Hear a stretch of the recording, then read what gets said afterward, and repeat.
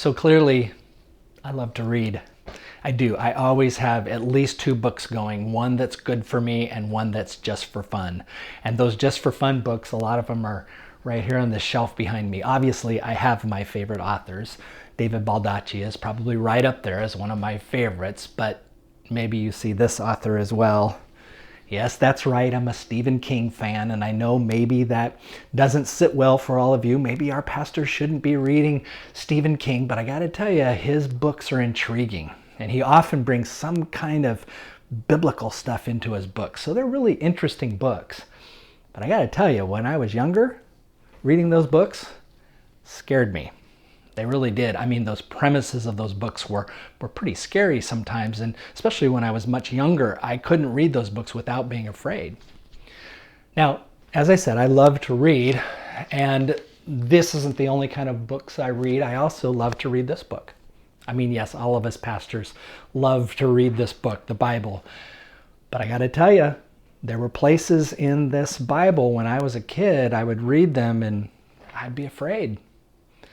It started, I think, for me with reading those places in Scripture where it talks about how we have to behave and what happens to us if we don't kind of live up to what this standard of living was. And at least that's how I read it. I think I just didn't spend enough time reading about the grace and love of God. And I read those things and it scared me because I knew what I was doing. And I thought, you know what?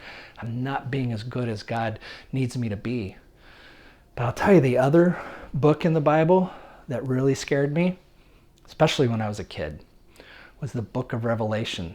That's right, that last book in the Bible. It scared me to death because it talked about the end times.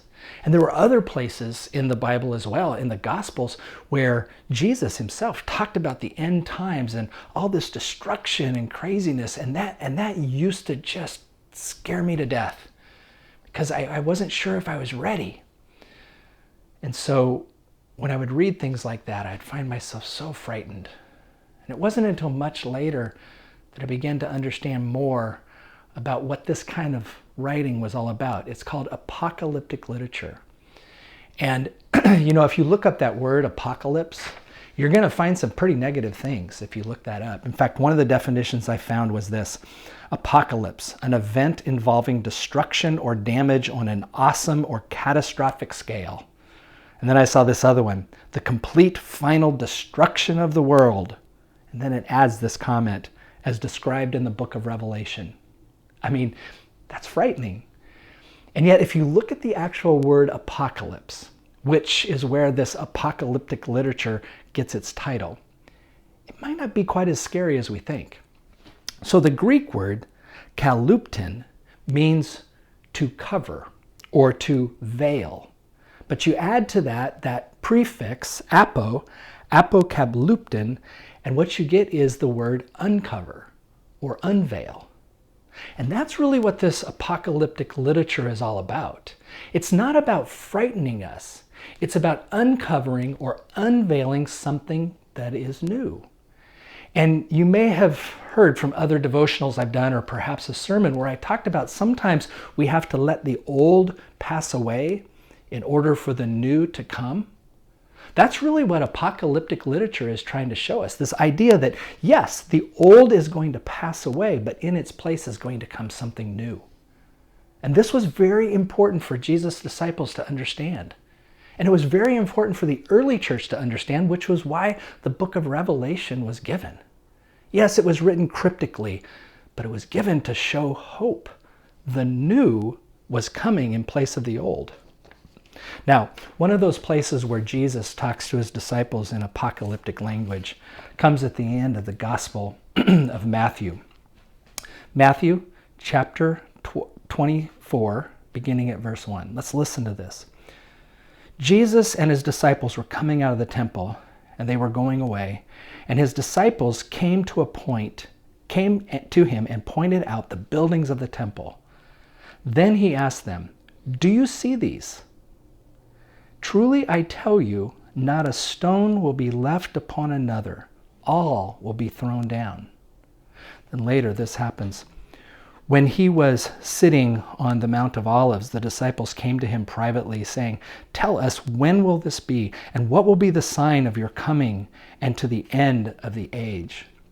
Jesus answered them, "Beware that no one leads you astray, for many will come in my name, saying, 'I am the Messiah,' and they will lead many astray.